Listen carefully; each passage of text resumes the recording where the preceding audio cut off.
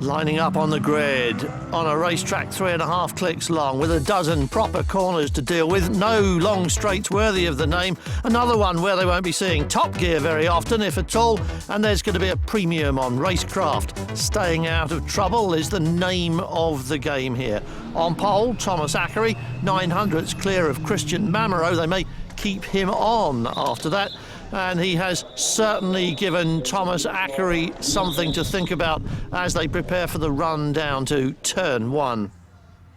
I've made a good time this morning. We have made a good job yesterday on the car. I think we have all the chance to win today. It's a rolling start. Ackery weaving from side to side as they leave the grid and form up in line astern, no overtaking. And as the grid comes round to the start-finish line, see this sign, grid, that reminds them to go back to their side-by-side positions. When the Wiesmann GT leading car pulls aside into the pit lane, and it will do any moment, the race comes under the control, there it goes, of Thomas Ackery in the silver Aston Martin with the blue lipstick. He's the man keeping them back at a steady speed, controlling the start, or he should be, until he gets the sign from above the track when the red lights turn to green. Round 5 of the FIA GT3 Championship in Germany is go. Ackery on the gas hard. Mamero with him, but Dino Lunardi has jumped up in the blue Ford on board way back down the grid with the second of the Hexis Aston Martins. But look at that, Ackery, pole man, Lunardi in the GT has jumped on Christian Mamero. He didn't do too badly on his first start though, did he? Fisher GT Ford round the outside there, back down the field with the Aston Martin. Just see it at the back of the picture now as this full field still pretty much in grid order. A little bit of shuffling going on, and now Ackery tries to make the break. Lunardi trying to go with him. Christian Mamero doesn't want to let him go, does he? He's just hanging on to the tail end of the Ford. That is Christian Nygaard in the number 28 Fisher Ford. We're back down. Manuel Rodriguez started in 26th place, lost a few on the grid. That's Robert Hissam, and he shouldn't be on the grass there. The CRS driver should be on the racetrack with everybody else. This is why he's not, though. Lloyd Lamarca just eased him off in that corner there, and that really was an avoidable accident. Looking back now, this is an unavoidable Aston Martin holding up Dino Lunardi. The onboard camera making the gap seem much bigger than it really is, but this is how close they come into the corner. Christian Mamero in the background in the green BMW Alpina still hanging with them as they go round the hotel corner and down towards the chicane, using all the track. Matek watching on the pit wall, and Hexis watching on the pit wall as well. Tense times for everybody.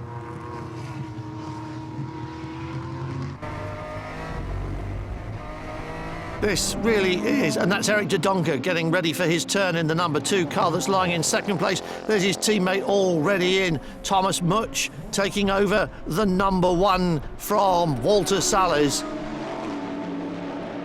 Pit stop for the Hexis team, the second Aston Martin. Fred Macavici climbing behind the wheel. If you don't like shocks, keep your eyes averted. Macavici is dynamite in one of those cars. And here comes Dino Lunardi now, anxious to get past Thomas Ackery before the pit stops. He'd like to hand it over in first place. The Fisher GT car is in as well. Mamero now threatened, challenged and passed by Nicolas Armindo. He dropped back to 4th place after Christian Nygaard went through. Now goes down to 5th as Armindo goes P4, and we're still not into the end of the pit stop window, and the fast guys are still on track. The race leader is Thomas Ackery. Behind him there is Dino Lunardi. Who will blink first? You've got to take your pit stop in the allotted time, and there's only a couple of minutes remaining. If they don't go in for the pit stop, they will be penalised. The team will call them in. There's the pass by Armindo. Mamero's been doing a really good job, but lost a couple of places. But the team, I'm sure, will want to see him back in the seat of that car for the next rounds. And in goes Zachary. Now, he's kept it out as long as he can, and this pit lane is so narrow. It's like being a pinball when you come into it after being out on the racetrack for half an hour. It's really narrow, and you can go full speed until there. Brake smoke, tyre smoke as he crosses the pit lane limit line and must go 60 kilometres an hour now.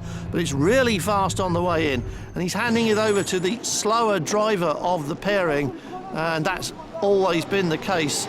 And a little bit of a French conversation going on there, instructions from one to the other. Lunardi leads it. Can he stay out on track for 2 laps? I don't think so. Can he get a decent lead? Can he gate the brake and make a couple of seconds and hand it over to Dodonka with a bit of time to spare? That was smoke on the back end of that car, and that's oil smoke from the engine, and it spun him off. Christopher Nygaard has lost, there's water as well, there's all kinds of stuff. In comes Lunardi. This is an important stop. He's handing over to the big Belgian, Eric Dodonka, standing here in pit lane, GT4 champion for the last 2 years running. He knows a thing or two about racing. He's just not quite as quick in this car at the moment as Dino Lunardi is. And it'll be interesting to see how he manages and whether he comes out in front or behind the Aston Martin. 70 seconds is how long it must take you from pit in to pit out. Any less than that and you come back and pay a stop-go penalty for the difference. So you've got to get it absolutely right. It means there's about 45 seconds for a driver change. Here comes the battle on track. There goes the Ford out of the pit lane. Where will he emerge? Rodriguez in the Aston Martin. The Ford is ahead in pit lane, coming off the limited section now, but the pit lane's got a big dog leg in it, and although he's got a lead now, the Aston Martin up at racing speed has just nicked the place and continues to stay in front, and it's absolutely as it was before. But they are stuck behind Mark Gindorf in the 29 Ford. That might allow Dodonka to do something about it. Rodriguez in the Aston Martin's already up to speed. Andrea Palmer leads this little group of 5 people, all chasing 10th place, I think. All chasing after the Ferrari. Von Gartzen in the Corvette, Maxime Martin in the Morgan. That's all over the shop there. Dimitris Deverikos, I'm not quite sure what happened coming over the rise there. That car was all over the shop. I don't know whether he'd got it on the curbs and got it into a bit of a body swerve on the bumps, but it was totally out of control as Dodonka is now being chased hard by the 26 Audi of Christopher Haas. Christopher Haas looking left and right, wants to get past, and does it very neatly in the final corner. That was very cheeky indeed by Christopher Haas, but that Audi corner's so flat and so fast, it was relatively easy for him. Haas up to second place, fending off Dodonka, and in the background another Audi closing in. Not the Lamborghini, but further back than that. Just a glimpse of Audi in the background, and Eric Dodonka can't do anything about the Audi that's just passed him. In fact, he looks to be falling back into the clutches of the back-marking Lamborghini they've just been involved with. This is your race leader, though. Julian Rodriguez being hunted down by Christopher Haas. Now he's got past the Ford roadblock, to him anyway. Oh, that's going backwards, number 7. That's Claudio Ricci in the Ferrari. And it looks like he spun that all by himself as our race leader is on his final lap. Heading home, last corner. Haas in his wheel tracks isn't going to be doing anything about it. And there is the checkered flag raised. Christopher Haas launches a bit as they go towards the flag. But it is Aston Martin that goes over the line first. Haas is second. And Dodonka hangs on to third. Let's have a look at the final order, and you can see how the new boys from Audi and Alpina are much in evidence, but it is still Aston Martin's day here in Germany. It's a very, very good course, very, because Thomas do a very good start and he's always on the with Lunardi behind him, but he give the pressure at the higher, and it's okay, very okay for us, and we are really happy with Thomas to win this race. From a championship point of view, 15th place and nil point for the Morgan duo of Martin and Lesoudier is as significant as this win for Ackery and Rodriguez. You've got to say it's all about the Hexis Aston Martin team at the moment, but maybe that will change at round 6, and that's right here in Oschersleben in a couple of minutes from now.